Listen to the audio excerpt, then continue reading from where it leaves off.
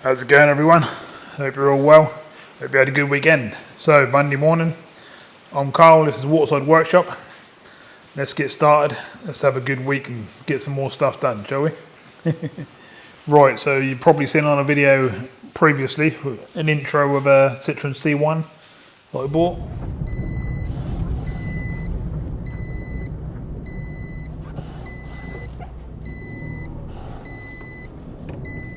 Well, sitting here behind us, and I'm dug well into the work now and started to do the repair.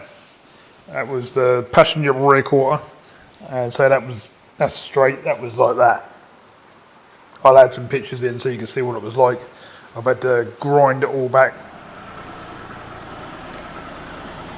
Straight away you can see we've got a toe and eye missing on the front, and we've got a bit of lag uphill.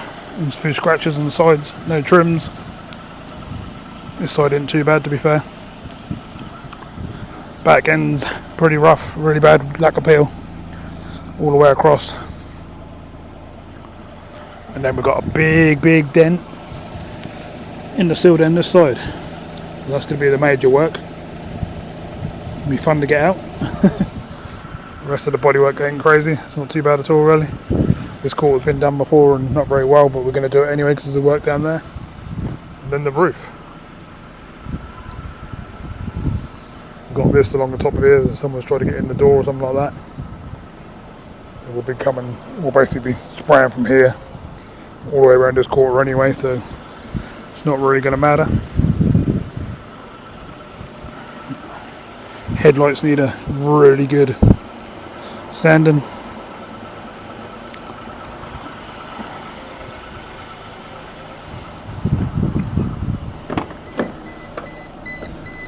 And then we got this lot in here, absolutely trashed, filthy. Don't get much worse than that. There's going to be a seats out jobby to see what's under there, see what's going on.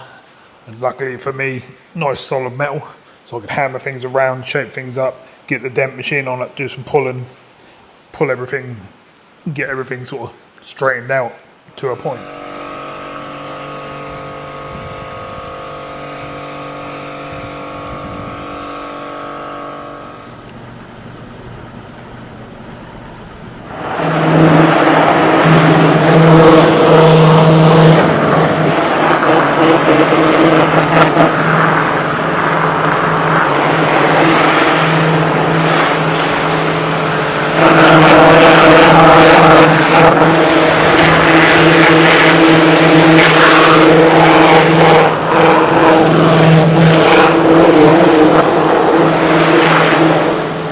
So I'll give you a close up of the repair before we start grinding, just so you can see how bad it actually is.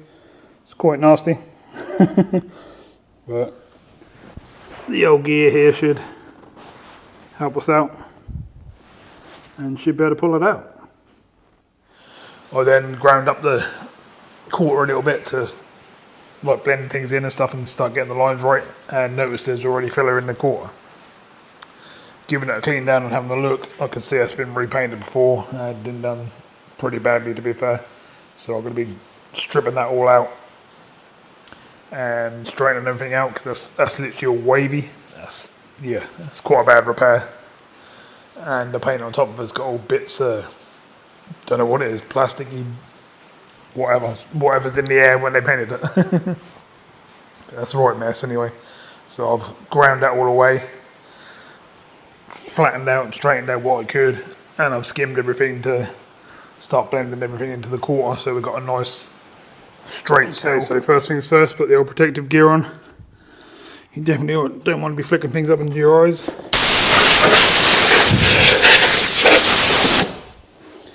Give it a little blow down.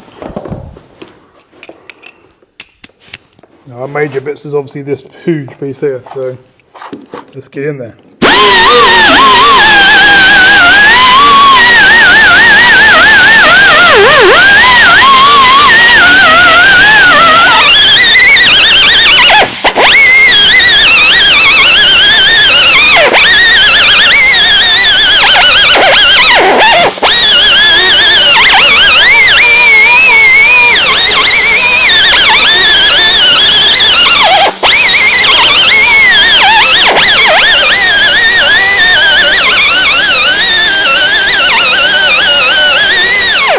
Okay, so we're all ground down. I've blown it all down. We put the earth on. All you do to put the earth on is you hold it against the bodywork, put the triangle there and just pull the trigger 2 or 3 times and then just wind that out and away you go. I've had a couple of pulls along here.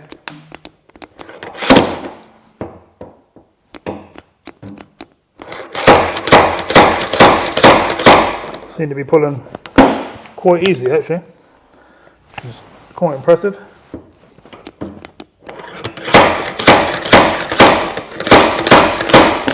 It's moving a lot easier than I thought it was going to. Well, it was going to be a lot tighter because of how creased it is.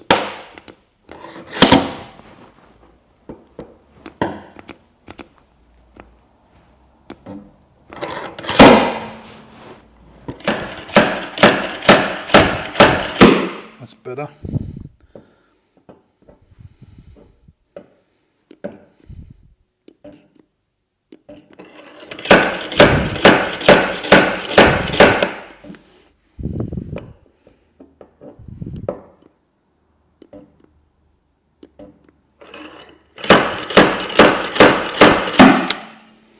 Definitely coming out. Lovely job.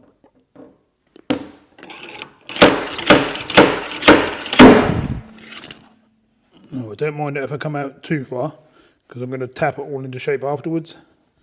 But to be fair, it's coming out nice. It probably don't look pretty on camera, but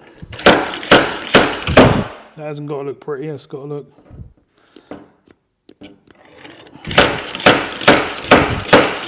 like us doing the job, which it is, 100%.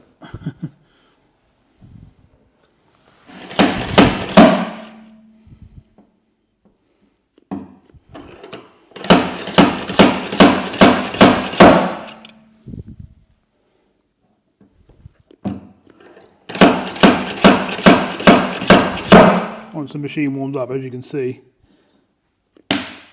just one push of the gun is enough to get it moving and get it tacked on. Now obviously I've been doing this for years, so I've got a bit of experience, but it's quite easy to pick up once you get going.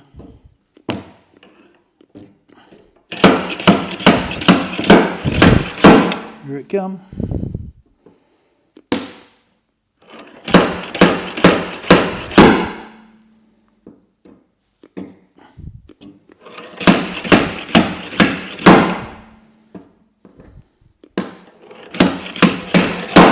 Try not to leave any low spots if I can help it.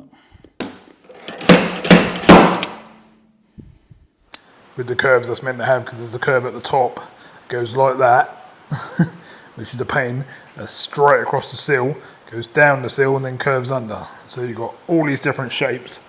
It's making it a right pain to do, but getting there with it, and it's starting to come on quite nicely now. So I'll show you a few clips of bits and pieces that I've done as I've got up to this point, because I haven't really been filming it properly. I've got some bits and pieces there. I took a few photos, got a few video clips of me sort of pulling the sill where I've done the dent repair, because I've done a proper video of that, because I had a couple of people ask me how I pulled my dents out, so I've done a video for that. So that'll be coming out soon if you haven't seen it already. And that's sort of where we are really. So I'll insert some bits so you can get up to speed to sort of where we are with this one, and then we'll jump up. I'll take you around the other side of the car and I'll show you how far I've actually got, because I've actually got quite a long way with it. I've already been doing a couple of days work on it, because I've done some work over the weekend and stuff. So that's getting me a bit forward. I wanted to do the weekend so I could have a couple of days off during the week really, or have some afternoons off. So I've got a couple of fishing trips planned, so I thought I'd put a bit of time in, extra time in, and I can take them time off if the weather's good next week. Right, so let's get up to date to where we were, and then we'll take a walk around the car and I'll show you where we're up to with the car. Obviously that's really hard to show on camera, but if you look down there, I'll get really close as much as I can. You can see all the little bits in the middle we've got to fill. We could pull some more if we wanted to, but we don't really need to. So we've got our top lines and we've got our bottom lines. We've got our shape. If you look from the top, we've got our shape again. Look from the side, it's pretty much there.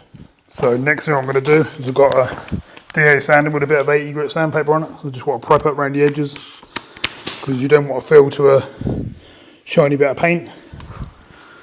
So if you haven't got a sander, just do it by hand or do whatever you have to do. Get an electric one.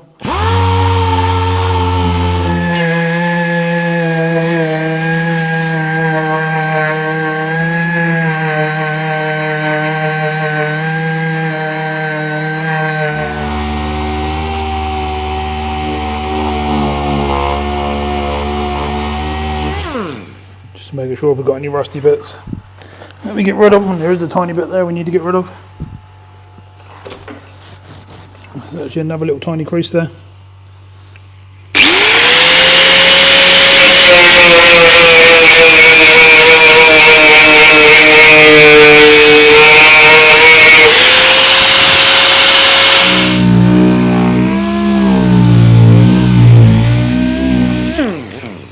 Pretty much where you're going to get to.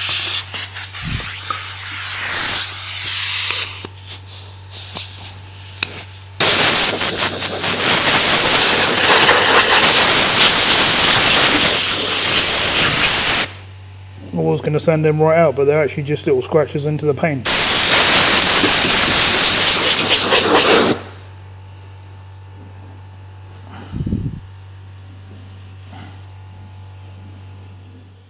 So what I'm doing here is I've just got a bit of panel wipe and a cloth. That's just to get rid of all the dust and all the area we've been working basically. Don't fill straight over the top of that, make sure you give that a little while. Might have to grind some of that out there as well. There's a little crease there, but you get the idea. I won't do any more on camera. I'll do this bit for you so you know what's going on. So what I do to make this dry is I use a hot air gun.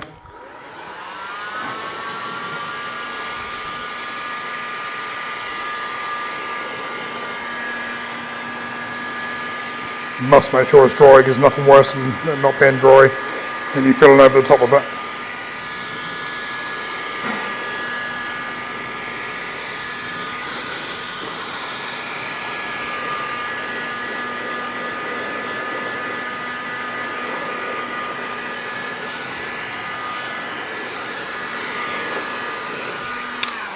Now if you haven't got a hot air gun like so, then you can just use a hairdryer or anything just to dry it off basically.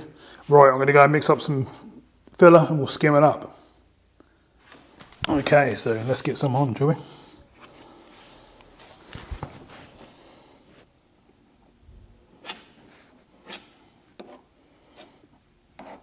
It's going to look like I'm putting quite a bit on, but trust me, most of it's going to get sanded off. We just got to get the nice shape.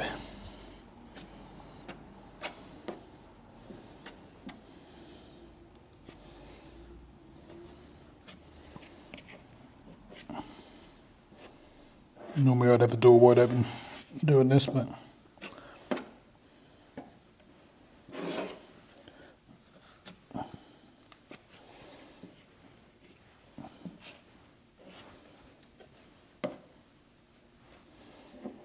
and as you can see, we don't have to put a lot on, and we're already getting a nice shape.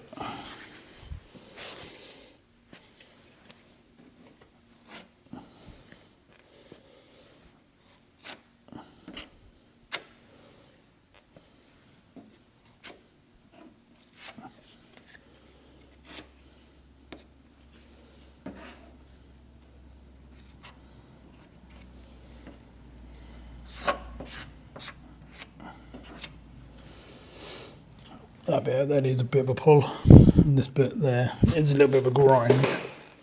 So let's just get these shapes right.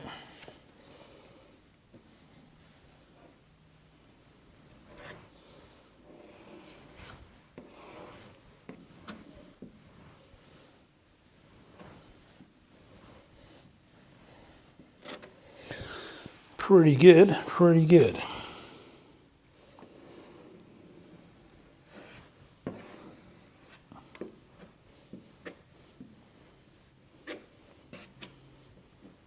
Now you'll never ever repair something like this in one skim. It's just impossible. You normally put the first one in like this, give it a bit of a sand to get a bite again, then you skim it again to get the remaining bits. But to be fair, that's pretty good. So that's got you to what I've actually filmed. I am actually a lot further than that, and I've got a few photos of the processes between what you've just seen and where I am. So I'd skimmed the bottom of the sill, hadn't I? I've skimmed out another probably 3 or 4 times. I then started working up into the quarter. I've gone up into the quarter probably that high. I've gone right up to the line of where the arch has got its double bend.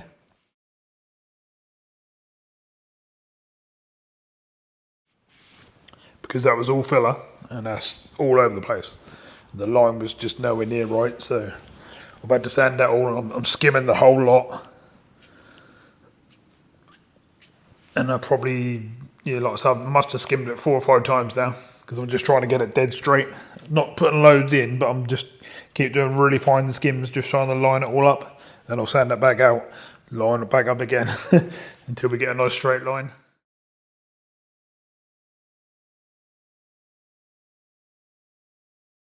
And I'm now on the final stages of the final filler, the really thin stuff.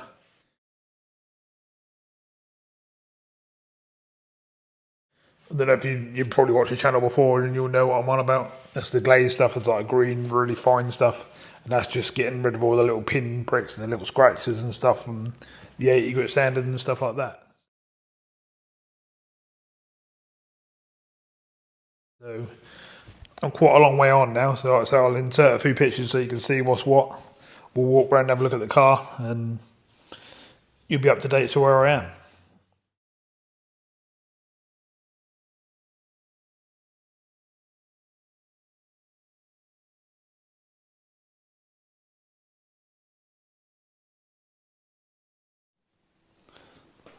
Okay, so this is where we are. All my tools are down now because I'm obviously still using them. And that's where we are. Everything's all shaped up to the best I can get it. All the sills all as good as I can get it at the moment. And as you can see up here, I've started to sand out all the lines and stuff, and this is where I'm blocking, which should shape this all up. These are like the final bits to the puzzle, basically. Take a bit of doing. You have to do it by hand if you want to get it nice, but this quarter's now becoming straight, which it really wasn't before.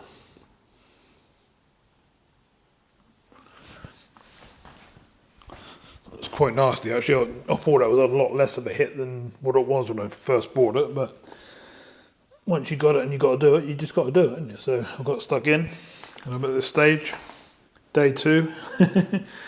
So it's took a bit of work, but you can only go so far at certain times because obviously the filler and stuff take time to dry and stuff. You're looking at like half an hour, 40 minutes sometimes for a big skim like that to dry off, even with the big old heater and stuff on. That still don't speed it up too much.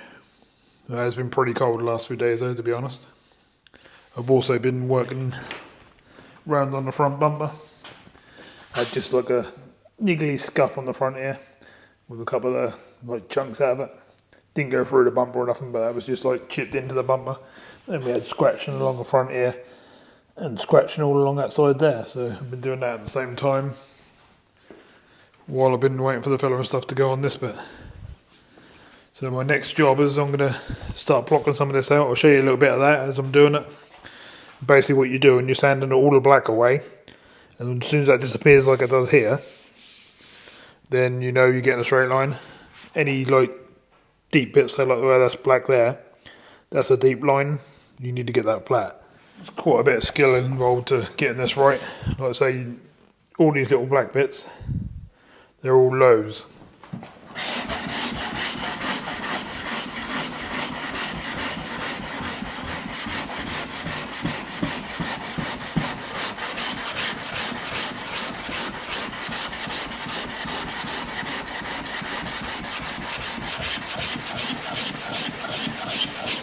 It's not a case of like pressing really hard. Just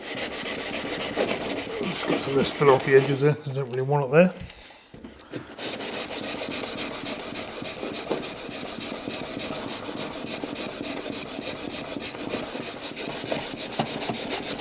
Just where the little bits have gone over the edge. I'll get in there with a little sander and finish it all off before I actually do any further, but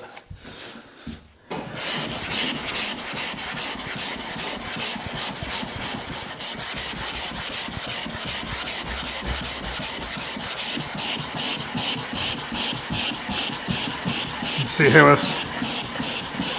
black's starting to disappear. That's telling me where my low spots are, all these little bits of lows now.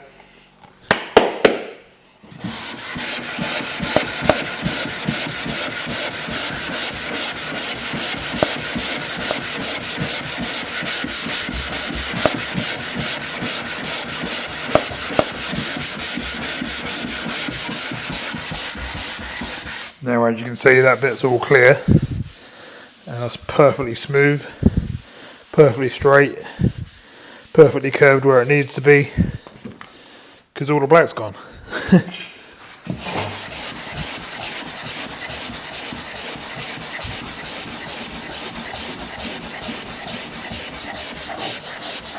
A bit back-breaking, to be honest, but you want it as good as I want it to be.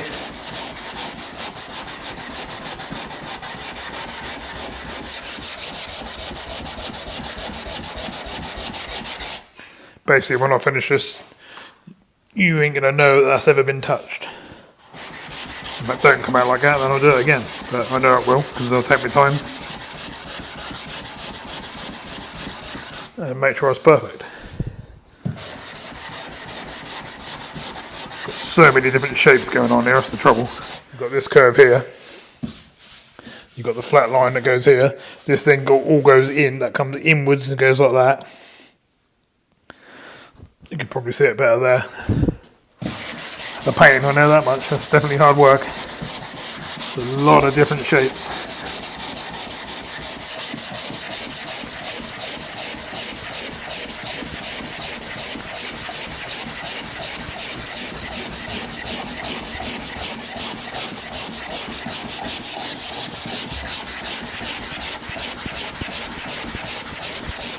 You can see where this is low here now, where it's all black. Right, so what I'm going to do is I'm going to block the rest of this out, because you're probably not going to want to see loads of that. I'll bring it back in when we do a bit on the sill down here, because this will probably take me 10 minutes or so. About half an hour later now.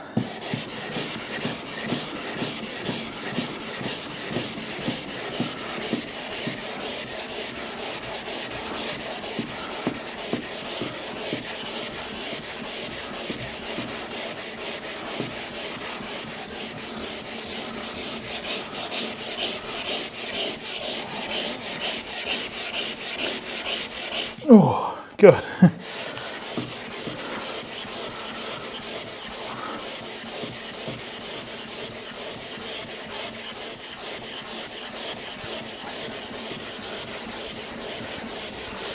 Run out of steam. Whew.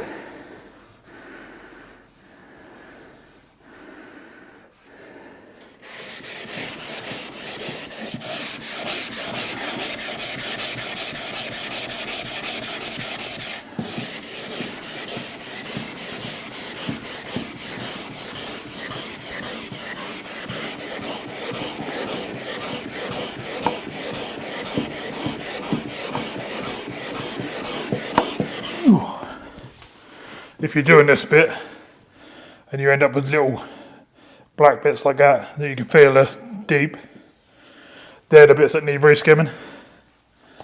I mean, most of this is actually really, really good.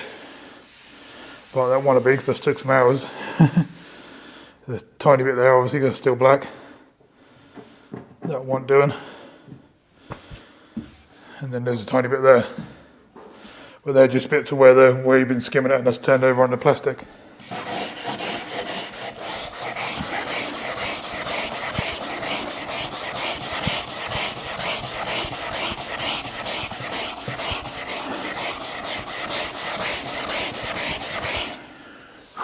It's probably going to take me 20 minutes to sort this bit out to get it all nice. So I'm not going to keep you on for that long, obviously. Just wanted to see what I was doing. Not bad, not bad. We're starting to get there. Hard work. I'm well out of breath from all that sanding.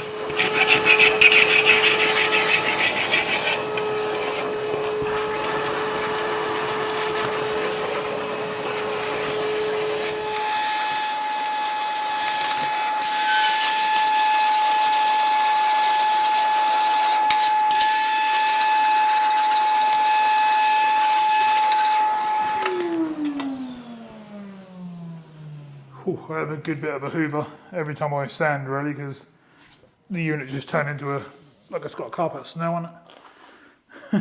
It's a pain, really, but not much I can do about it. There's a tiny little bit underneath the bottom here I need to do, but I'm going to quickly do that with the sander, I think. You can watch me do that if you like. We'll put it on the little one.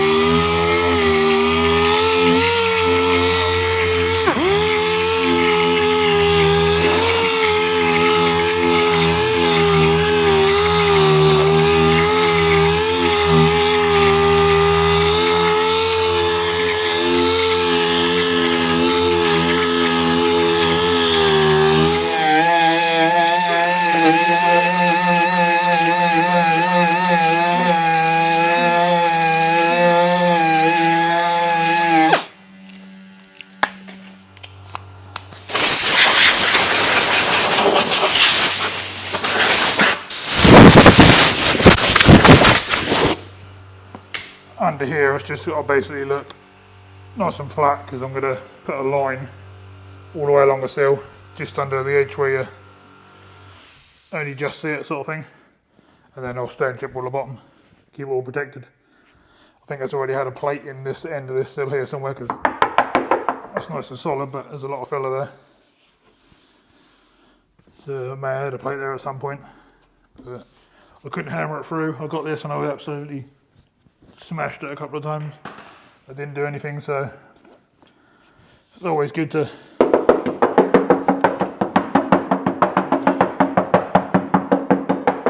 you can normally hear if it's starting to get weak, and it's actually quite good by the sound of it. So I've got to skim these little bits, these black bits. That'll be my final touches. I need a bit under here. I've got to shape this little bit up around the edge of the wheel arch here. We're starting to get there with it. Nice. I'm going to mask up right down here somewhere when I actually do the primer, and then up there somewhere past the line, and then we'll have like probably 4 or 5 really heavy coats. Leave them to settle for a couple of days while we're working on the bumpers and other stuff on the car. Then we'll come back to them block M and see what we got. Cool. Mega out of breath. Don't matter how many times you do it. Tuesday morning. Whew, the arms are really dragging down. They're really achy around the shoulders and because I've just been sanding and sanding and sanding like hell on that. Quarter of that C1. Got right near the end now though. I'm just now putting the final little skims and stuff in, which I'll show you in a minute, which is nice. Done some more work on the front bumper around this corner. There were some scratches and bits and pieces. Trying to think what else I've done. I've been mainly focusing on that quarter, but I'm going to whip another car round to the front here in a minute. Another new project, and I drew it back. Drives okay. It's got a broken spring on the front, and what I found out is it's got no heaters, so I'm going to see if I can bleed the heater system through, and if I can, then I'll carry on, go ahead and sort it out. If not, then I'll have to change the little rad behind the dashboard, and then if that still don't sort it out, then it's just going to be one of those ones that it's not going to get sorted out. But normally I can sort them out and I'm pretty good at it, so you'll see that come around in a little while, and we'll have a little go at that while we're doing some bits on this. I'm then going to start taking this apart, I think, and going from there. So this is what the old quarter's looking like. It's very, very straight now. Obviously very hard to show you on camera, but you can get the idea. That was all creased in and really nasty. That's now getting some lovely shapes. And goes all the way up a quarter to the next line here, which comes out and over. And I've blended everything in along there, down the arch. We're looking really good. Just got to finish off them little finishing touches, which I'm going to take. Well, they're going to take longer to dry, to be fair, and what they are to sand. That's the painting thing. So that's why I like to do things in between. So let's get the big door open, shall we? Whip something round and have a little nose at it. So you probably guessed, I'm doing one in the background. It's going to be a Corsa.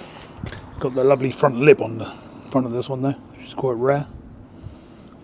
Looks quite nice. Needs a bit of work on it, but it looks good. It's got some weird stuff going on here in the quarter. It's obviously had a repair in the past and weren't sealed properly, and now it's bubbled. Wheels are a bit, yeah, I'm not going to show you too much because we'll do a proper video on it when we get a chance. This side's not too bad, and that wing's all pushed in down there.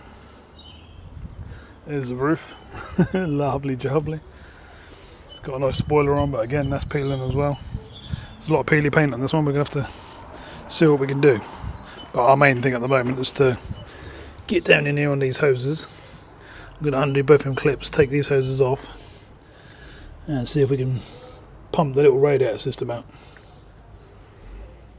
Right, let's get down on these pipes. Got a big old screwdriver.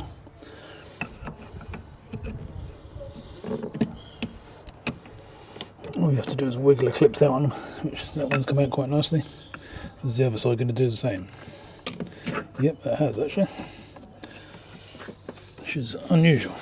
It doesn't mean they're out, it just means the clips are undone. Yeah, I've got the fun bit of saying that. It's probably one of the easiest ones I ever took off. And that one, they both come off.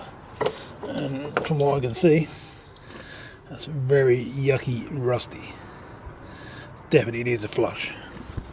So what I'm going to do, I'm going to run a hose out. So I'm going to hope I can get this hose on the end of it. If I can't, I'm just going to have to hold it, but yeah, it's not looking good.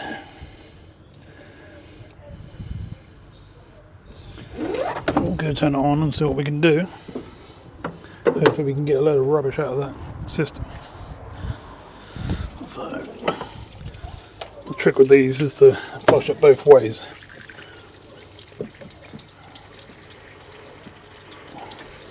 I'll try not to get soaked at the same time. Yeah, it's definitely not going through very much, and what's coming out is horrible. You probably can't see through my hand very well. Let me try and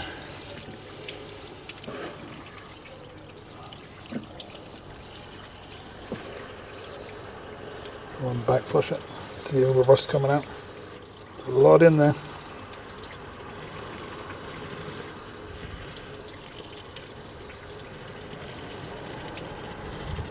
Until you get that completely clear, that little radiator is not doing anything.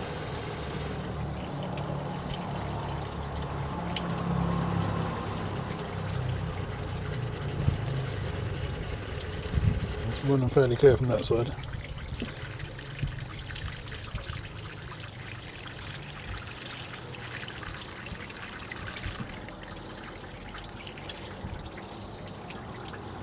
Not pushing a great deal through, is it?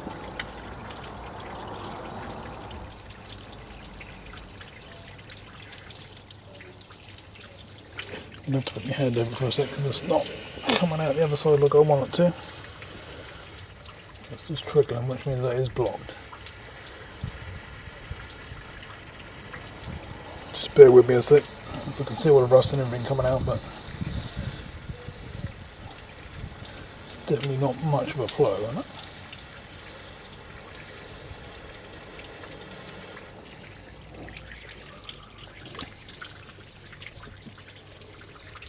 And as you can see, it's quite clear.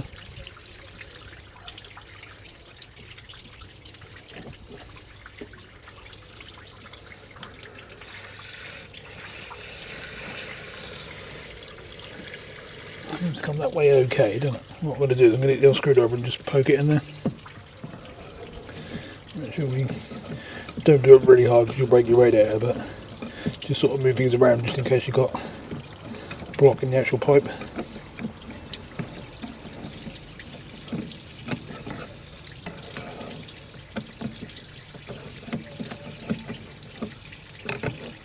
Feel fairly clear, to be fair. There's a bit of gunk around the edge of the screwdriver, but a bit more came out since I've done that, so that's good news.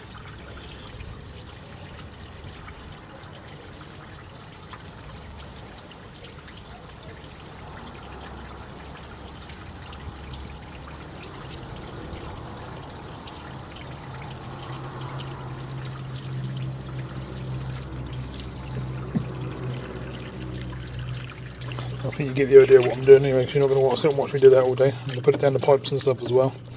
Make sure that they're all... Yeah, look what's coming out. It's a little bit warm, but it's just basically rusty water. We don't want rusty water.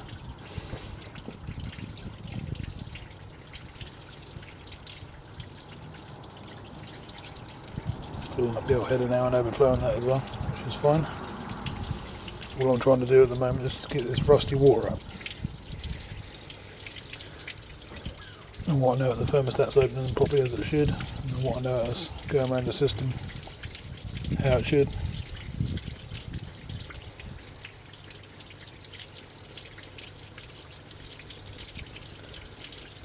That's not looking too bad. Obviously once I get it all 100%, then I'll drain the whole system when I do a service. And that will get a good old antifreeze, summer coolant. At the moment that's just a case of getting all the rusty bits out.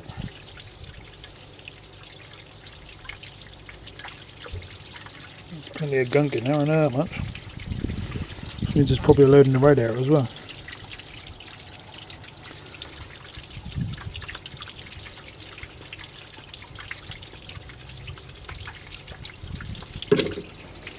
They're quite clear now. Now we're going to have to go into the water bottle.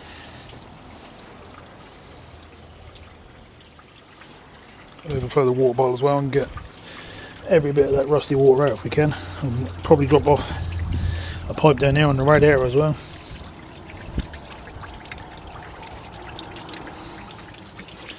I don't want none of that rubbish. I just want it all running through. There's still loads more coming out on this pipe down here. It's good though, that's what we want out. That's what's blocking the system up.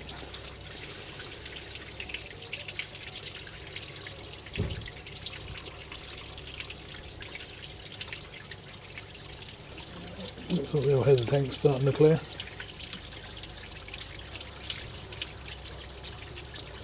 It's just a case of putting it down each pipe really and flushing off each pipe. Getting as much gunk and stuff out of the radiators and everything as much as you can basically.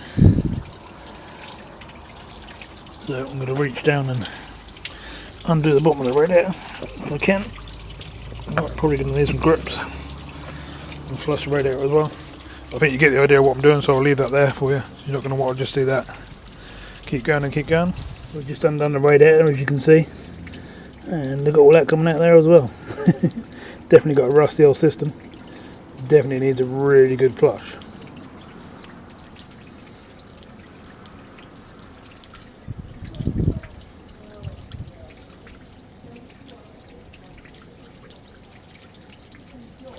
Starting to clear, which is good news. I'm going to go and pump all the pipes, get as much round as we can. So while the water was draining through, I decided to take the rear lights out the back of the C1, so I'm not just sort of standing around not doing anything. As you can see, there's bolts top and bottom.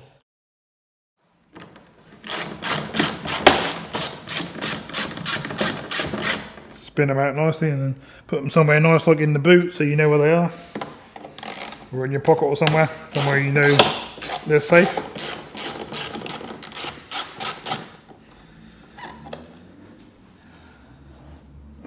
Them two on that side done, we'll do this side as well, just to show you how quick it actually is. We'll do it all real time.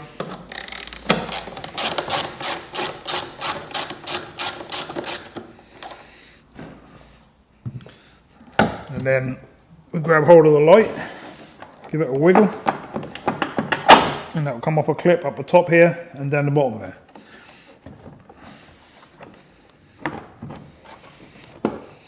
This one's being a bit stubborn. We've got it. I'll turn it around and show you what actually has to come off in a minute. So the clip that we were taking out at the top of the light was that one there, and then the bottom one is you have to slide it this way. I'll show you on the back of the light. It's basically got one of them on the back of it. You slide it outwards. Same at the top. And what we're tackling now is this plug here, and you have to push this little button in here. It's hard to do with one hand, to be honest. But you're basically just pushing this down here, and that should release the plug. If I had two hands, that would be a 2-second job, but you get the idea. So I'll bring you in close up on this one as I pull it out. So you get hold of the top, just around the back of the plastic here, pull it to the left hand side, and down the bottom here, this one has to come away. Pretty simple, but some of them can be really tough and a right pain to get out. So you got on your light seals, which are down the back of your light, where it goes against the bodywork stuff. You have water and stuff come down, and you don't want it coming in through this seal here and then into the car. So you want to be cleaning all around there. You want to take this off if it's already half off and re-glue it on, clean it up. If it's not, then just hoover the back of your light out, which we'll do in a sec, and then I'll take you into there and I'll show you how we get to the bulbs.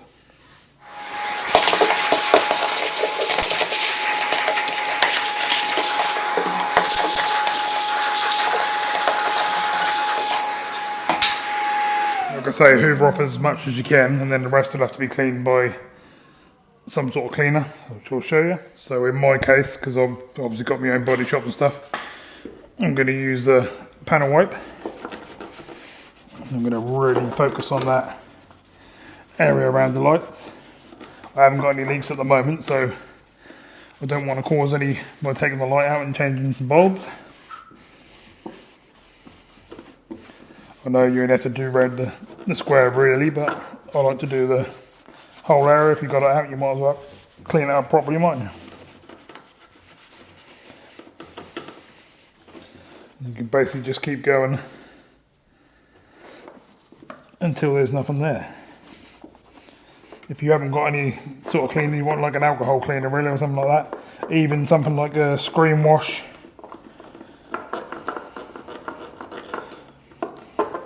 or a T-cut, some sort of compound headlight restoration type stuff, just something that you can really clean up around the edge with. So when your seal go back on, that seals up nice, because when these leak, they can leak like a waterfall. And you definitely don't want that. And that was just a quick 5-minute job. Obviously I'm going to do it a lot longer than that. I'm just trying to show you what's what. And then I'll do the same on the back of the light. I'll have to get the old hoover.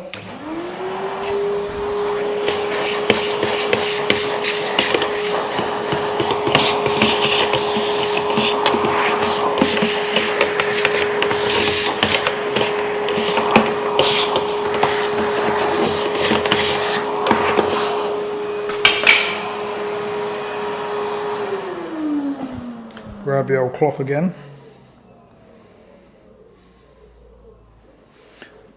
And clean up the seal.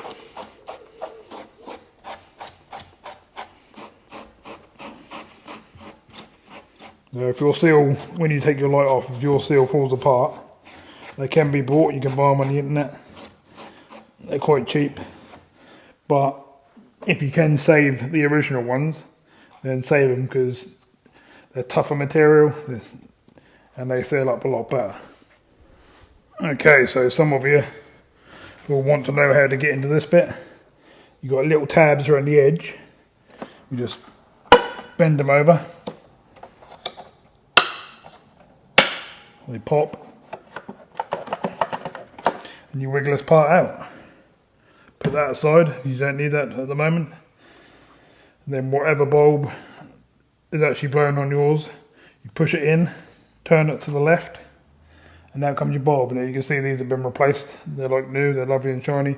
If your bits are gone in here, you want some contact spray or a little bit of sandpaper or something, and just make sure the bottom, the connections where the bottom of the bulb go, are nice and clean. Because otherwise you'll get a bad earth, and when you break, your indicators and stuff will flash, and you don't want any of that.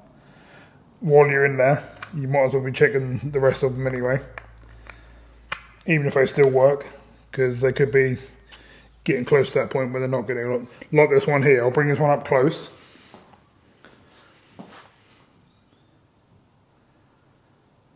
And if you look in there, see how that's corroded? Now I'm going to get in there with a bit of sandpaper, and I'm going to make that 100% clean. Same with the back of the bulb. I'm going to clean all them bits up before that all goes back in. Bad news, everyone, bad news. I've done all that work on the other side, and this side has completely fell apart. Just getting ready to tidy up this side, and there ain't nothing left of it. Now obviously I can weld a plate on the floor and a plate on the sill, but if you go up in between, there's nothing inside the inner parts either. They're all rotten as well. And obviously you've got all the subframe mountings and stuff there. And that's just, yeah, you'll be taking the rear axle down, you'll be rebuilding that whole back end and all the way along there, and that's just not worth it, to be honest. Shame, because the rest of the car is actually pretty tidy, but yeah, not impressed. Yeah, not very good, everyone, not very good. It's just no structure left on the side of that. I mean, I could cut half a sill out, start rebuilding from the inside, plate all the way along the back, plate some inner structures in.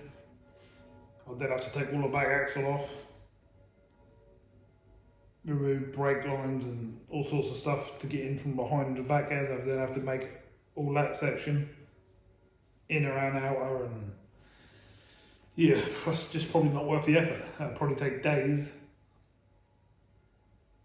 and yeah, it's probably just not worth it. That's the trouble. That's the thing with not having a ramping out at the moment.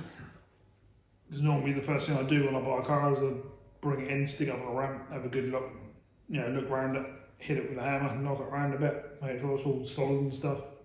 Or if there's any little plates, then fair enough, but that's a bit different. That's not a little plate, that's half a sill, half a floor, half subframe mountings, and inner structures inside there as well. It's crazy really, because I was running this backwards and forwards from home for a couple of months, whipping around all the little country lanes or whatever, and yeah, that you would have never known that was weak like that. And I put all that effort into the other side and restructured that whole quarter panel. That's the thing. Not good, not good. I think what I'm going to do is just put it back together so it's in one piece, kick it outside, and I'll think about it over the next couple of days, and I'll do some work on the black Corsa, I think, while I'm thinking about it. Wouldn't be so bad if I had a ramp and I could put it up in the air and then drop the axle down onto a table or some stands or something, just, you know, and then I could have a proper look, and then if I still didn't like it, then I could just drop it down onto a trailer and, yeah, get rid of it once I've pulled it apart. But that's my other option, just pull it apart and try and get my money back on it, and hopefully make a bit of profit as well. and then just scrap it afterwards. Shame though, because that start, run, drive, perfect. That's all there. All the brakes and everything are good. Clutch, everything that normally go on them has been done. But that's a bit too much, I think, really, over there. I've got a decent welder just sitting over there, but we'll do that sort of work. Don't know, I'm going to have to think about it. I'm a bit annoyed because I spent all that time on the other side, so we'll have to see, won't we? Right, I'm going to have a hot chocolate and clear my head and make my mind up to do something else.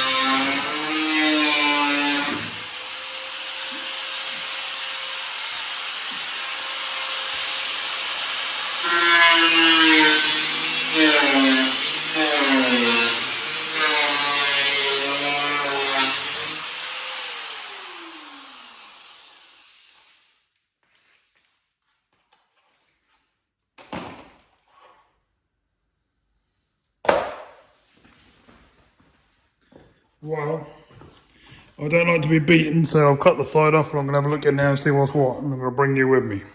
So all this down here is what I've hammered out there, and that's a lot. But this is what's under it. That bit I've cut off, I'm not too bothered about because you can buy these sills. So this is what we got. And we'd have to repair in here first. Across there. We'd have to go off the edge of this floor, I reckon. Come across into this. And then come from the outer skin and down onto there afterwards. That's definitely doable. I actually thought all this in the back here, I thought all that was rotten as well. Where it connects to all the subframe and everything. And it's actually not by those things.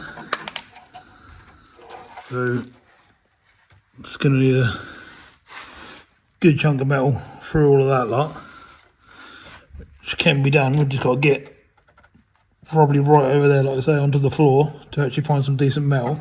We can cut this back to right over here to get away from that rusty metal.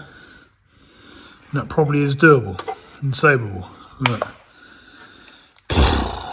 I don't like being beaten, and yeah, I had to cut the side off and have a look. So just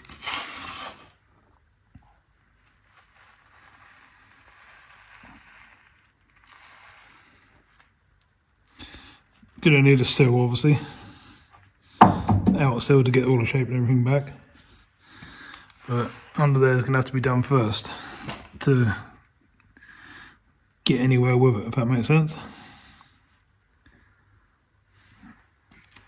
So that was fun.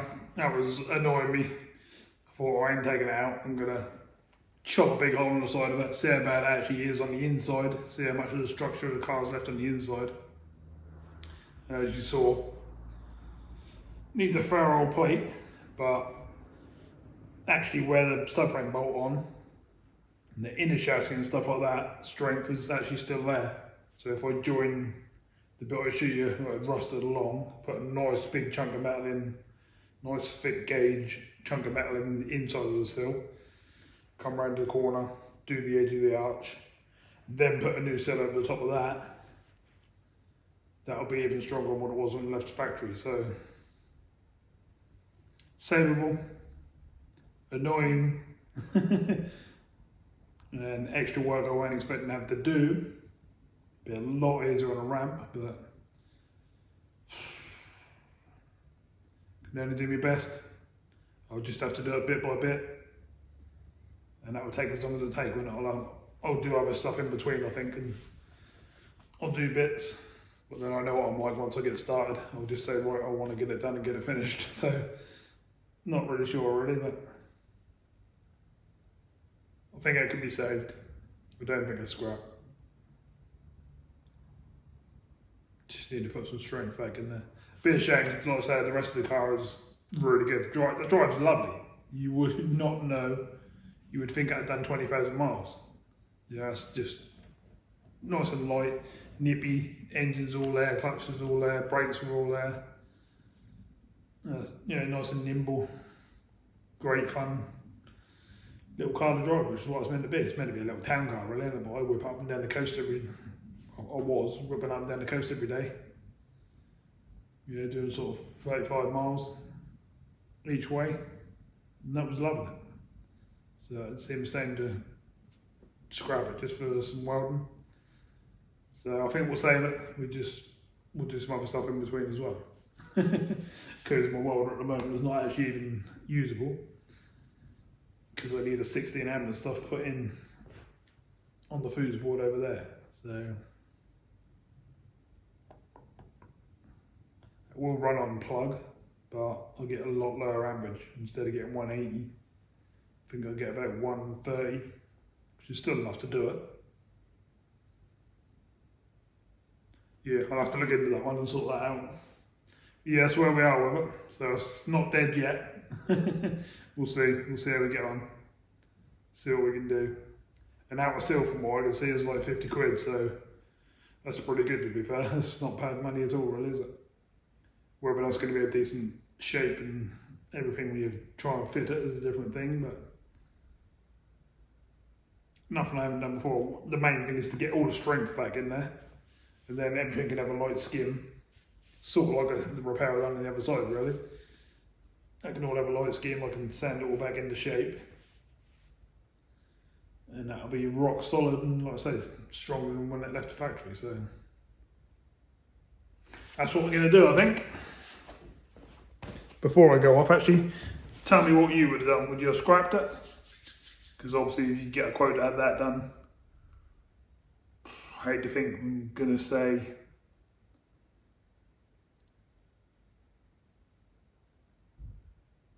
I don't know, 400-600, something like that, I reckon.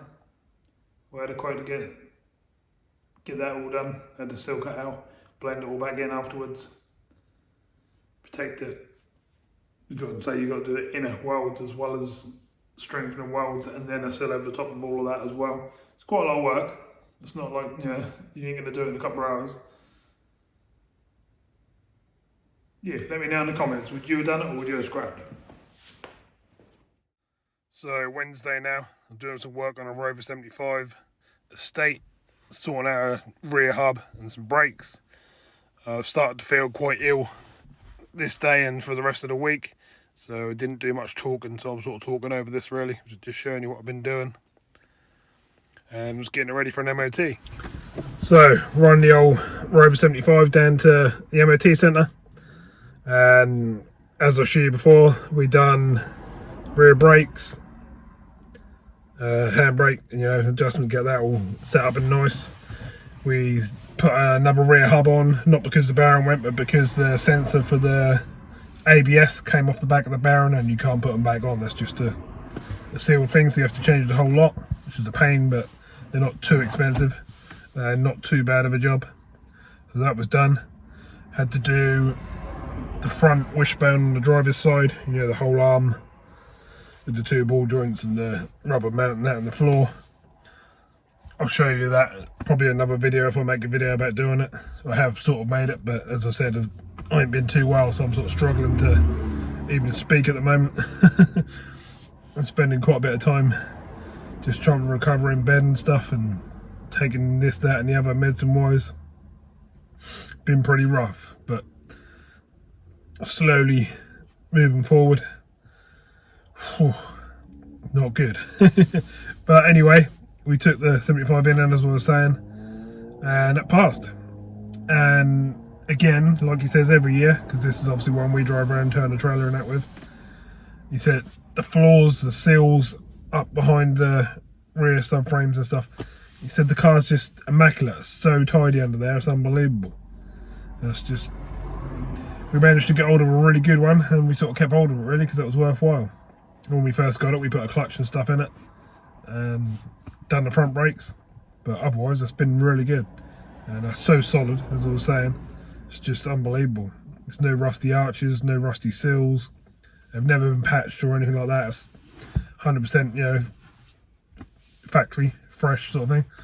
It must have been garaged or in a heated garage or something like that, because that's way too good. But anyway, I went for its MOT, all good. I checked all the lights and stuff like that before I went. I always do, just go through everything, go for all the brake pipes, check all your tyres, you know, check all the normal stuff that you can check before you go. Fill up your window squirties, that sort of thing. Just make sure everything's working that should be working. Just to save you not getting like you don't want a failure for something really petty like your window screen wiper squirties are empty or something like that. That's just, you know, a lot of hassle for no reason really, isn't it? Or you don't want an indicator bulb out or something like that. Or something that can be done really easy. You might as well just check it over.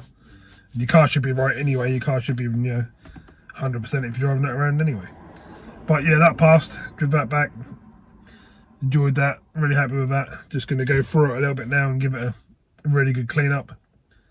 But I'll do all that off camera. As you can probably hear, I'm struggling to talk. And it's nothing you didn't see me do before. It's just a good old clean up. And I'm still using it anyway. It's not going up for sale or nothing like that. Well, not at the moment. I am thinking about it, to be honest.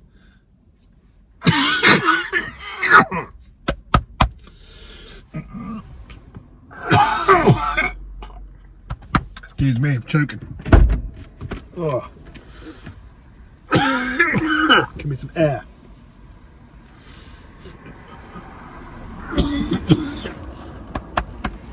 This is what I'm having to put up with at the moment. It's not good. Oh. Not very nice. Whew. Back in a minute. Whew. Sorry about that. I had to go. I was literally choking. You cough so hard, put all pressure on your head and chest, and literally couldn't breathe. My nose is going crazy. Ugh.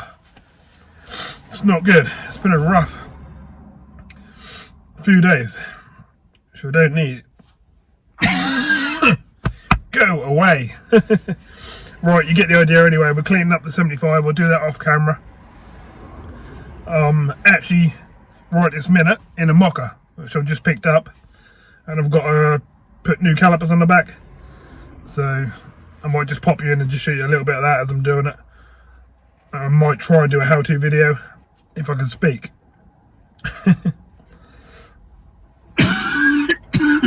I ain't got a drink, so I can't help myself out. Might have to go and grab one.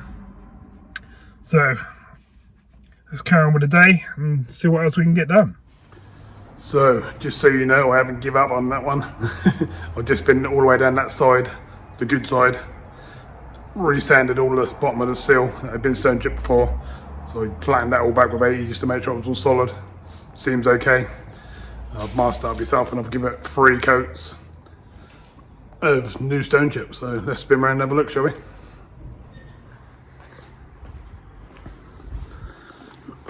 Oh, looking nice, strong and tidy.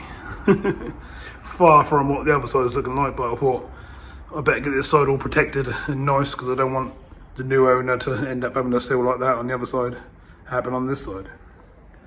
But from what I can see, having a good knock around and stuff, this side's all nice and solid. And as I said, it's been stone chipped before. And I've just basically re-protected it and gone a little bit higher just to make sure it's going to stay like that, basically. You can also see I popped out the bung on this end and I whacked the old cavity wax and stuff in there, and I've gone in the inside as well. Blasted it about a bit just to do the old protection. That will help it as well. And that's how we want the other side to look when we're all finished. But that side's got a long way to go as yet. So this is what that looks like once all the paper's removed. It's all nice and low down, so when the car's on the ground, you hardly even see it, to be honest. You won't even realise the line is there. I'll drop it down to show you. Once it's actually painted red, and I'll finish doing the repair, which is nearly done, that will just disappear underneath the car. But obviously on the photos and stuff when I sell the car, I'll be able to show everything was solid, the other side's been repaired, and the whole car's just nice and rock solid.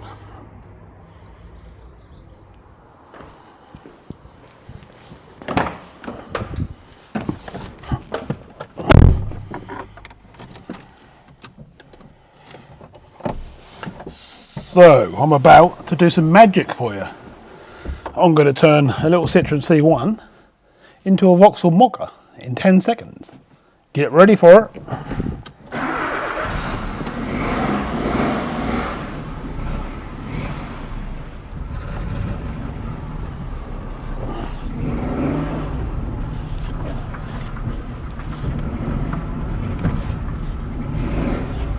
Sophie as best host for your ultimate Eurovision superstar.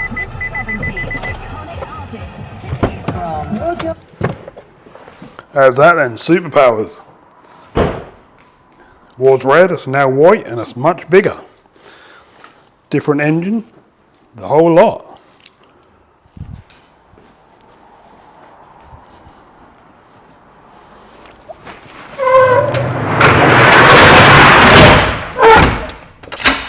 So, all jokes aside, I've got to do some rear brakes on this. I've got new calipers to put on. Now I'm going to attempt to warm the place up and try and talk. So I'll just cover a little bit of it on this video, and then I'll do a how-to video of how to do the rear calipers. Well, I'll do my best to anyway. I'm pretty sure I'll be able to do it.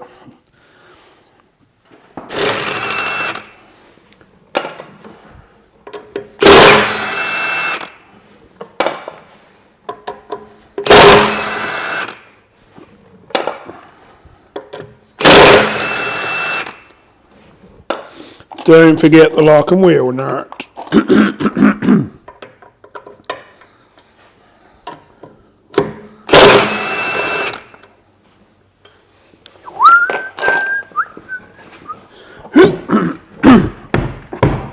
It's going to be a bit tight. It hasn't been off for a long time, the looks of it.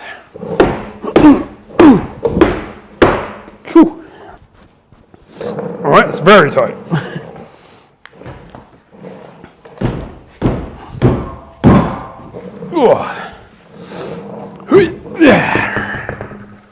Nice tyres. Not so nice brakes that are starting to rip the disc apart. Definitely don't want that. It's going to be one of these sliders hanging on, or the piston on the caliper's actually jammed outwards. Ugh. That's the thing, the handbrake's off, and I can't even turn the, pretty sure the handbrake's off, I'll just check. No, it's actually not.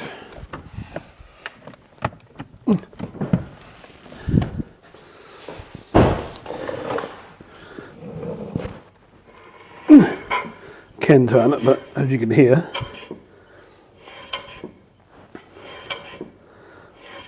doesn't sound the best. What we've got to hope when we change this is, because that's got so hot, that hasn't warped the disc. But I'll get it done.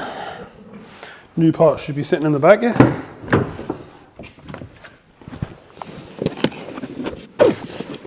I'm doing both sides, so I've got two calipers and some nice, decent Bosch brake pads. Now these will be handed, so I need the right side.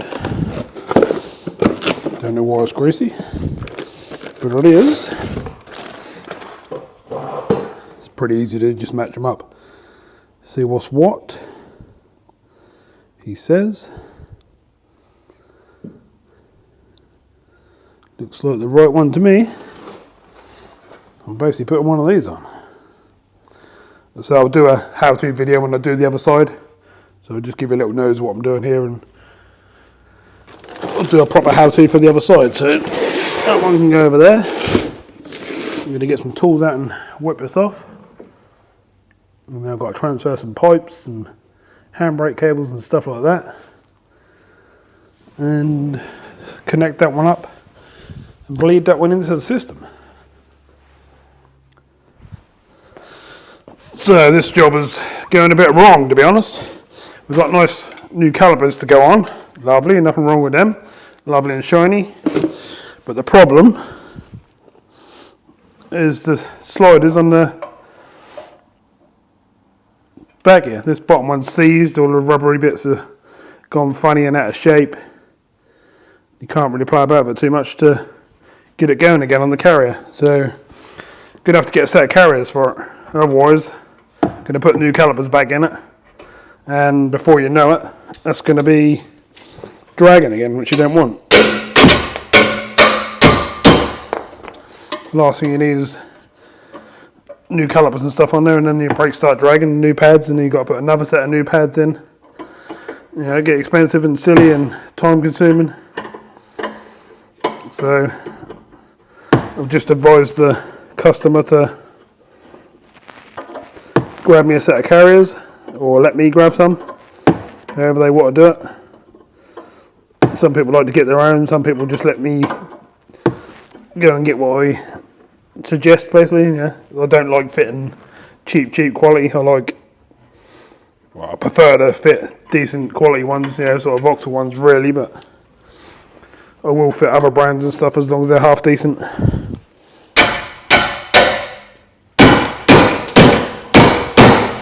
I don't like this, yeah, it's cheap stuff, because it just don't last. Cool. This top one's tight. That should be spinning out easy, and that is moving. I was gonna say, well, it was gonna be a pain then. Oh, you have to excuse me. Funny throat and nose, as I told you earlier. I'm pretty rough. I'm still trying to work. It shouldn't be really, but some things got to get done. People have to go to work and stuff. Need their vehicles and stuff. Yeah, that's what's happening. This one just about moved. It's just way too tight. But when you put this one in, you can pull it as hard as you like, push it as hard as you like, and that's just, you can just feel all inside is just completely shot. It's all rusted, it's all crusty. It's just no good. Whereas that one, that's how it should be. It should literally just slide in and out like so, and everything will work how it should. Whereas that one got jammed out, and that's what it done to the disc. Just took a chunk all the way out of the edge, which I should be able to just get on there with the grinder and sort out, but this is nagged. Better take these metal bits off, because this probably won't come with new ones of them, but the brake pad fitting kit hopefully will. Oh, excuse me, I can't help it. I just saw what I'm doing every 30 seconds, coughing my head off. Well, I'm doing my best to keep going.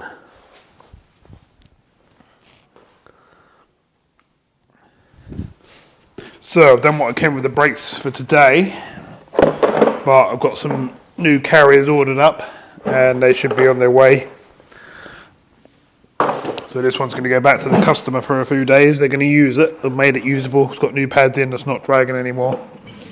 But it needs to come back. It needs to be finished off properly.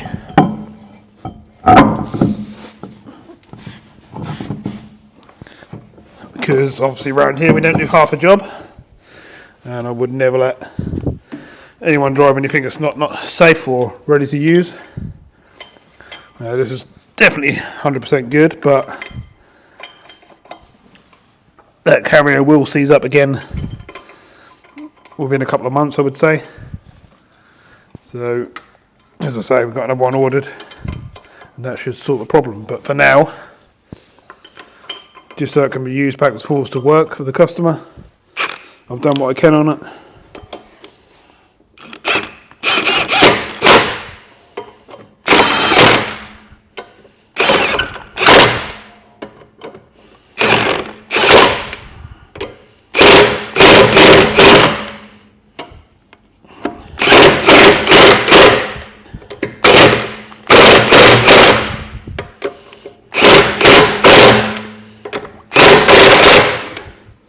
Lovely jubbly.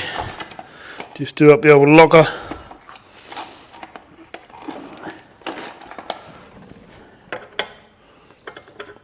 When you're doing these up, don't go mental with the gun with them, especially if you've got one that doesn't set its own tension.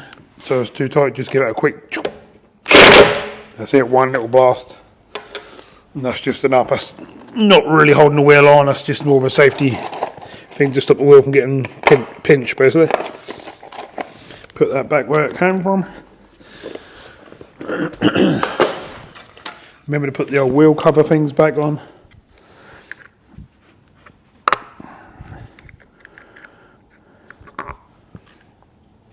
And I'll go and drop this one back off down near Chroma. Right, let's tidy up this lot and get this one out. So as you saw, I've done what I can on the old Mokka. I've got the brakes so they're safe to be used again. Put the fresh pads in, but nothing else. I've freed up all the sliders and stuff so they move, but they're still a bit stiff, but definitely safe to use, and that's the main thing. It's got to go back to the customer because they need it for work. And obviously, you know, get backwards and forwards and go shopping and just general use basically. So I had to get it back together. I've ordered the parts to get it done, but they're going to take a few days to get here. So that's the only way I can do it. So that means I've got to do the job twice now. It's just a pain. I've got to take it all apart again, both sides, put the new parts in again, strip it all back, put all them bits on top, feed the cables back through, re-bleed the system. Yeah, got to do it twice, but there you go, that's how it is. Right, so I've just brought the old camper in, works van in, whatever you want to call it. It does everything, does towing, does fishing trips, picks up bonnets, picks up engines, picks up fish tanks, you name it, it can do it. But I've brought it in because on the other side, around the edges of it, it's getting some quite big bubbles of rust. So what I'm going to do is I'm going to get a wire wheel out, and I'm just going to have a go at a couple of them and just see if we're talking about rust that's got to be cut out, welded in and sorted out, you know, with new plates and stuff, or whether it's just rust on the surface that can be ground back and that's nice shiny metal underneath. So that's what I want to know. So I brought it in, I'm going to do that. Just had a hot chocolate to get the old throat neck going again, and we'll go around there and we'll see what we get, shall we? I'll spin you around and show you. Feels massive in here because this unit's nothing like the size of the ones that I've had before. So this van feels quite big in here. It's just off touching the lights up the top there. You definitely wouldn't better bring it in here and put it up on a ramp and, you know, lift it. It just goes straight through the roof. Should be no good whatsoever. Right, let's have a look at it, shall we?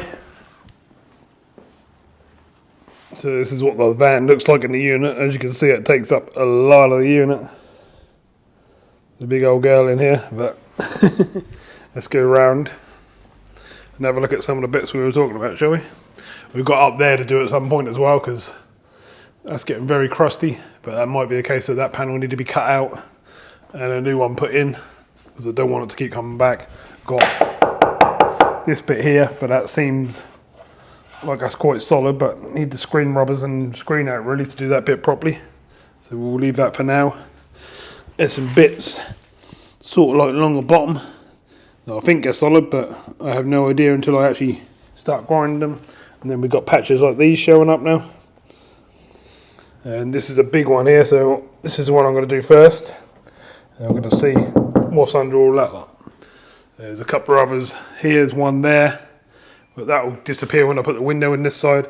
There's a bit here where someone's tried to do some sort of job, I don't know what you want to call that, but a bodge up basically. And there's some little ones coming around the edges. But as I say, I'm going to put a window in here, so I'm hoping that I'll have to cut this right out to the edge to put the window in. and that'll get rid of a lot of that. Same with this panel. This panel's coming out. Not that there's any rust on that one. And then there's some like little dots and stuff starting up the tops and stuff. It's just starting to creep around the edges, and we've got a little bit starting behind the panels and stuff here. I can see these arches are getting a bit soft on the edges. So just want to keep on top of it. We don't want any of it to start getting majorly rusty. And just little bits and pieces I can do here and there to keep it nice, really. So let's have a grind. I've got the old wire wheel down here on the grinder. I'm going to get some safety goggles on the old face, because them splines and that hurt, and I definitely don't want in the eye. And let's see what's underneath all that. Let's see what's going to happen then. Hopefully we're not going to end up with a big hole in the side. This is definitely not what I don't want, but there's only one way to find out.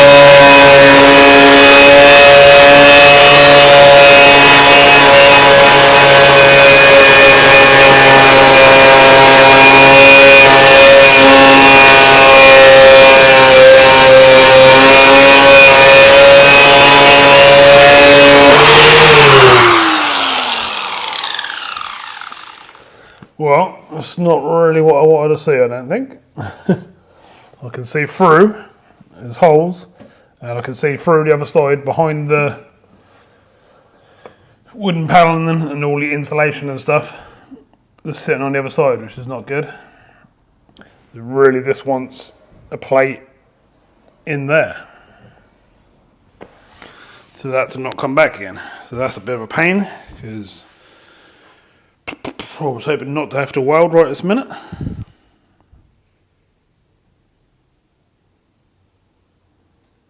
What I might do for now is just patch that up, but I certainly will cut that out and do that properly as soon as I need, as soon as I can, sort of thing. So that's basically what it's giving me. If I go close, you can see us pretty rough, pretty nasty. Definitely not what we want. And if I go really close, you can see through and see the inner insulation and stuff inside. But that's pretty nasty, and that needs chopping out and welding in. So I'm going to have a go at a couple of other little bits and just see if the rest of the van's like that, or if just that bit's a bad one. I'm hoping not. So I don't want to be welding up loads, but I will if I need to.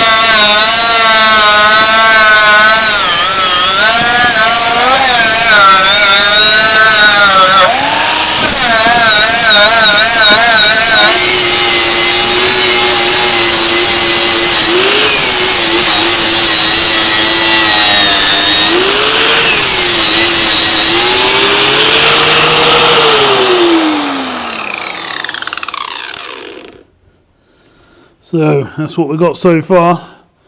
Inner step is pretty solid. There's a tiny little hole there, but nothing the welder won't just quickly plug up.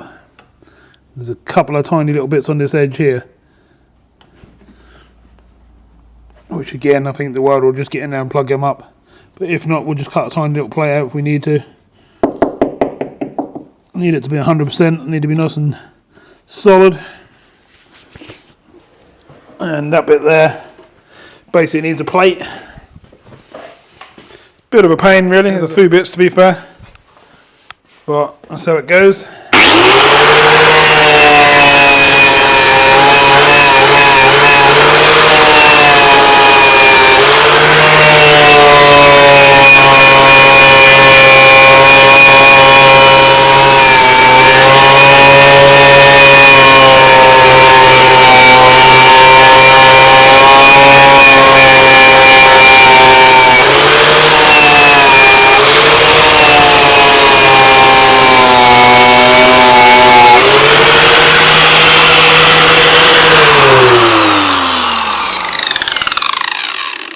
That one's all good, nice and solid.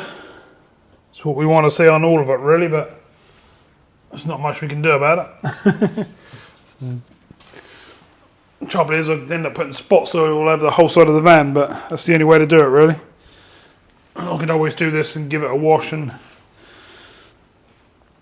give it a bit of rust treatment and a little bit of primer.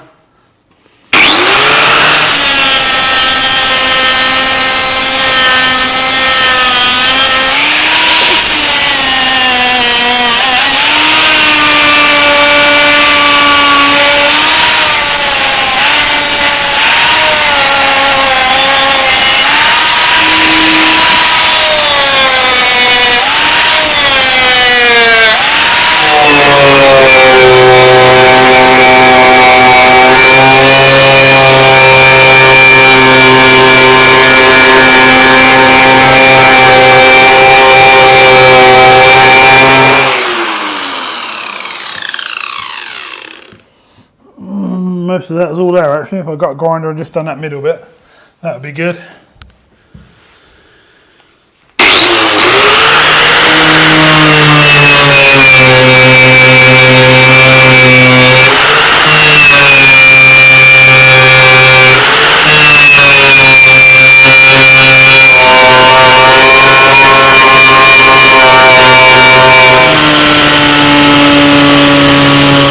So, as you can see, I've had a good old grind along the sides. We've found that one with the holes in. The rest of them are just little peaty bits. This bit down here wants cutting out, and a little plate put in there before we sort that out. Inside the step, it's pretty good, it's pretty solid, apart from right in this corner here. But to be fair, that's still solid, and I reckon just a few bits of weld will tidy that up. I don't really need cutting out. It's still rock solid, like a brand new panel sort of thing. Underneath is just as good. Along the side there, I'm going to take the rest of that stone chip and that off, just make sure I get into all of that properly. And then after that, I went down the bottom here and started on this rear quarter. I've took the panels off because I want to see what's happening with this arch. And I'm quite happy, to be honest. Under here, on some of these, rot's really bad. So we've got this bit starting here, so we need to stop that before it starts to get bad, and we've got the edge of the arches starting to go. But in here, these actual undercover panels, they're actually really, really good, which is exactly what we want. There's no rust on the bits where the water can get in, because water can just go straight through these if you don't seal these caps on that hold the trim on. If you don't put some sealer on the back of them, water can just go straight in them and that rots out the sills. And that hasn't seemed to happen on this. There's no filler in these actual arches already, so they've never been repaired before, so this is the first repair. It's actually solid. I'm going to grind this all back in a little while and find out what we've actually got here. But yeah, it's pretty good news. I'm not going to take the rest of the trim off down that way yet. I'm going to work from here, basically from this rear quarter that way, so I don't get too carried away, because I know what I'm like. I'll end up stripping the whole side and before you know it, all this whole side will be ground down, and yeah, it's not earning me no money because it's obviously my own van. So you have to do your own stuff when you can, sort of thing. But I needed to start rust treating it because I want to be using it in the summer to do some fishing trips and stuff, and you know, sort of go here, there, and everywhere in it. And I want it to look a little bit prettier and have rust down the side of it. Like I say, I've got plans of cutting both these windows out on this side, and on the other side, we've already got one window in. As you can see, nice window. And then we've got a sliding window in that window if we want to let some air come in, which is nice. We're going to tint these front ones. Looks like Mr. Bird, the pterodactyl or something about, wasn't there? Got the side of the van, but it's meant to be good luck, isn't it? So, yeah, so this back one, I'm going to put a window in this one as well. And someone's done some weird patch-up work around this side. Like, they've got like bits of tape. Well, that one's actually through by the sound of it. Yeah, you've got some horrible bits of tape and, yeah, just painted white over the top of it. Pretty bodge-uppy. And then around the edge of this, that's all gone rust as well, so we're going to have to find out how you remove these and deal with around here on this side. But the rest of it, apart from this arch, on this side is actually really tidy. As you can see, the rest of the van's actually really, really nice. I think there is a couple of bits, I've just got to remember where they are now. There's not much. There's nothing up the top, along the top. Oh yeah, there's one down here, which I think is literally just a stone chip. So we'll just grind that out, a couple of little ones there. Edges of the doors and that, just where people have been catching, scuffing, nothing to worry about. I don't think inside the step has got anything on this side. A couple of little bubbles, but nothing too crazy, to be honest. Nothing I won't be able to sort out very, very quickly. And that's the plan. I don't want to, not looking on doing a full rebuild or anything. Well, I am. I want it to be 100% solid, but I'll do it bit by bit, if you know what I mean. I'll do it section by section and get it nice, so I can still use it in the meantime as well, because I still need to use it to pick up bonnets and bumpers and you name it. And I'm also doing fishing trips and stuff in it on the old fishing channels as well, so I've still got to be able to be usable and be, you know, out and about. Down on the front, don't think it's a great deal. Now obviously I know straight away I need this panel here on the bumper, because that actually came like that. So we need that middle panel on the bumper. And then this panel here is all dented, the one that goes underneath the lights. So I don't think I'm even going to play with that. I think I'm just going to get another one of them, and that will deal with that. Bonnet's quite nice. As you can see, it's no dented up or nothing like that. A couple of tiny little stone chips on the edges, but I'm going to go black on the bonnet anyway. So that'll be dealt with on a sprat. Not sure about if I'm going to change the colour of the van or not yet. I was thinking about it, but we'll see. We'll do what we're doing as we go around. I'm hoping them ones up the top there ain't gone through, but if we're going by the ones on the side, then I'm going to say that panel's pretty rough up the top there, and probably going to start leaking next winter, I would think. So we probably need to do something about that. Find out if you can actually get that panel. If not, we're going to have to take a panel out of another van that's in really good nick. That's sort of where we are. Now we've just got to deal with some bits and see what's what. So I'll carry on, I'll do a bit more work, and I'll bring in a little while and show you where I've got to. Well, everyone, I knew in advance that I was going to be doing this, so I ordered myself some new toys. And guess what? They've just turned up, so yeah! Yeah, it cost a few grand, but I'll spin you around, and then I'll get them unboxed and I'll build them up, because they're all sitting there in boxes at the moment. Obviously I won't make you sit there and watch me build them all up, but I'll get them all builded up and we'll see what it's like, and hopefully they'll help us out a lot on this van and some other stuff that we need to be doing as well. So, as you can see, new toys. In the big box we have an Artec 181 professional welder. In the little box we have a giant reel of professional welding wire. In the long box we have a welding stand with accessories. In the box on above, we have a welding mask with all breathing equipment. We have a new pair of gloves, and hopefully away we go. We have a new gas bottle down here which I picked up this morning. So I'm going to get on with it. I'm going to put it all together, which is going to take a while, and I'll bring you back when it's all set up and we'll have a look at it.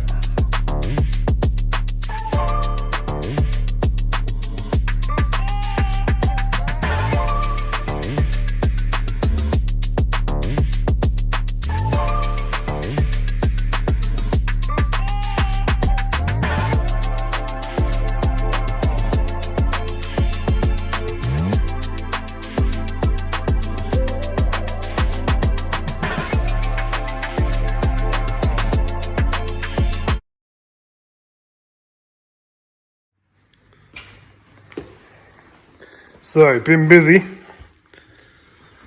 Had another revisit on some of these. I can get most of it to grind back, but still don't want horrible bits like that there, really.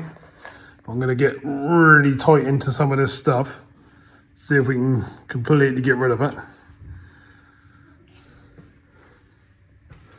Had a little go on the edge down here, but I need to remove this back plastic, which I'm not going to do today, but I'll probably do tomorrow. I had a little cut on the edge of the arches, and they're actually fuller. They've actually been filled before, which is annoying, but there we go. Nothing I knew about. So I'm going to go all the way along the bottom of here, smooth them in as best I can, and then what I'm going to do is I'm going to get some arch covers, because I like the black arch covers anyway. They blend in with the side strips, and I think they look pretty good. Took the rest of the strips off on this side, up to the driver's door, and we have no damage under there whatsoever apart from this bit here. Now, it's not soft or anything like that, it's just a little bit rusty, and that'll quite easily grind out and look like brand new. But I have actually got a problem with this, whereas when it rains, I go to put my seatbelt on, and where I pull it up out of this panel, it's wet, so there is water getting in there somewhere. So I'm going to make sure I do grind all these out. I'm going to go around all of these. They're all going to get really, really well sealed when I put these all back on. And I want to make sure there's nothing whatsoever going into the rest of the van. But I definitely need to sort that one out. I'm not quite sure where it's come from yet. But I'm going to guess it's coming from one of these. If not, it could be coming from above somewhere, but as you can see, the black line has been resealed all the way down. I've got in and done as much of that corner as I can. There's a couple of little tiny spots that I need to just tack and grind back, and I'll start doing this one as well. In two minds whether to just cut this out and put a piece of metal in, or just tack in these little bits, because that's nice and solid. It's not like it's soft or anything, so I might just tack them pieces in, and, just make it really, really solid and go from there. But this one here has definitely got to come out, because that's quite a nasty patch. I mean, don't get me wrong, I could grind this right back, and I could fiberglass that, but I don't really want a hole on the side, and that's got a patch over it, if that makes sense. When I do my stuff, I like to do it properly. Whatever vehicle I'm working on, whether it's mine or a customer's or etc, etc, I just like to do it the right way. I mean, if I really had to, I would cut this arch out and put another arch in, but it's not rotten or anything. Just gone bubbles on the edge of it, to be fair. And as you can see, I've ground it right back, and it is metal, so I'm not quite sure why that's been filled. Maybe it had a scuff or a bit of damage or something when it was a courier van or whatever it was before I got it. Never gonna know, really, but at least we're good under these panels. I'd rather be good under these panels and deal with a couple of arches than I would pull them panels off and everything be rotten, and me water is all in my sills and stuff like that. So when I get a minute, I will obviously scotch these all right back to their absolutely pristine. and waiting, before I put them trims and that back on, all under there will be nice and shiny and better than the rest of the van.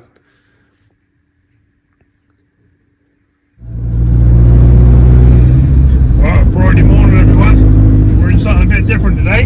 You can probably see by the seats. I'm in a Mariva A VXR. It's my boy's car. I've got to do an engine mount on it. Got to do bottom arm, ball joint, driver's side. Got an exhaust to sort out. So I've got a few jobs on it, so I said I'll take it in today, check it over, do what I can on it.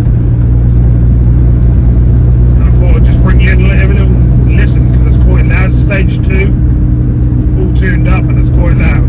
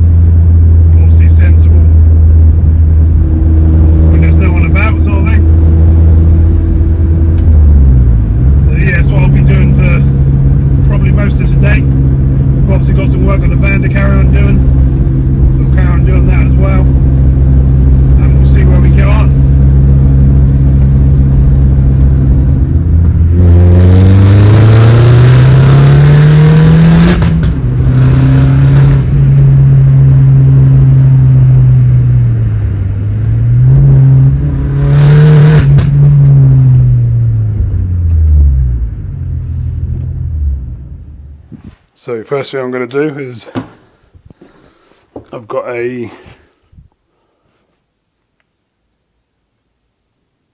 T25 Torx. I'm going to have a go at a couple of these on the sides. See how tight they are.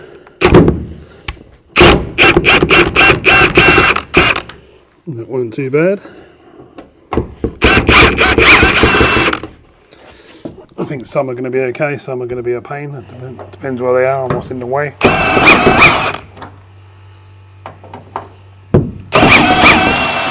If you haven't got one of these tools, then a socket will do the same job, or a drill.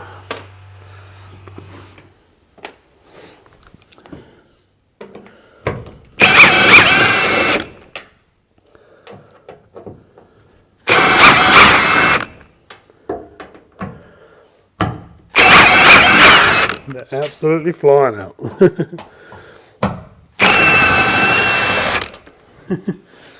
Basically that lot we just took out. And then we'll switch over to our 10mm. And then do some of these top ones.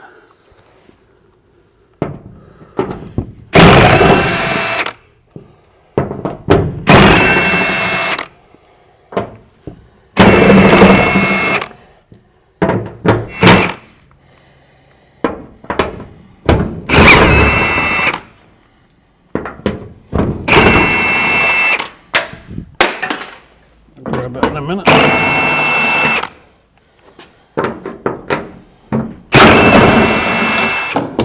So that's most of the ones I can see on the outside. And then we've got them big splines that are in the cargo holders. Okay, so we're going after these ones now. I'll put a T45 in the end.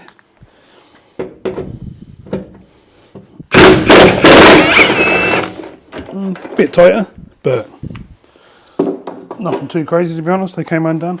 It's going to be the same on the other side.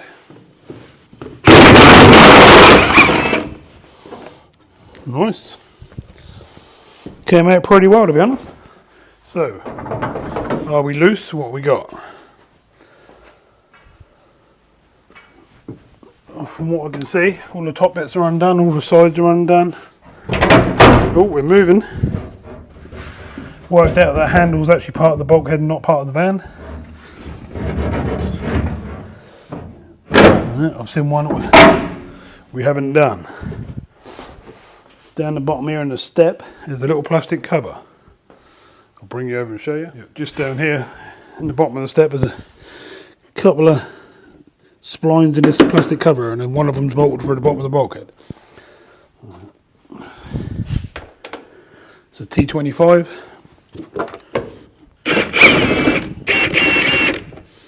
In my case, I'm actually going to want to replace this bit of plastic because someone's been playing with it and it's got about 10 million screw holes in it.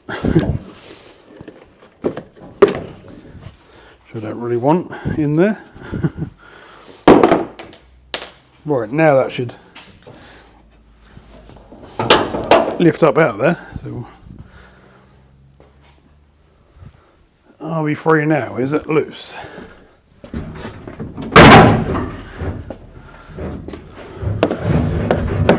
Still feels like it's bolted in somewhere, but I don't know where yet. I will definitely let you know as soon as I know. Can't see any more bolts. Nothing visible is easy, you know. Not in my face or anything. Unless that's literally just sealed to the floor. Which it could well be. Gonna have to give it some wiggles and try and work out what's going on. It looks attached, but I'm pretty sure it's not. But I am wrong. There are bolts on the inside. So I need to move my inverter and stuff out of the way so you can actually see. There's an aerial in there that's not being used, so that can go in the bin. Jack handles and stuff for the jack.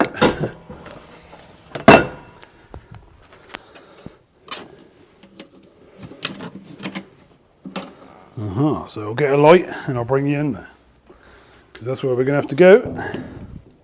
Okay, so down on the inside, as you can see, 1, 2, 3, 4, 5, and I think they go all the way across by the looks of things.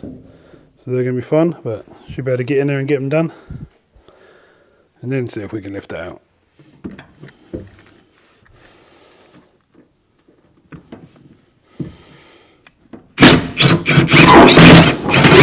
Yay! Wee! We go for a ride.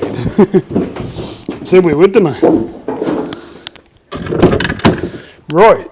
So that obviously means, whew, that's heavy.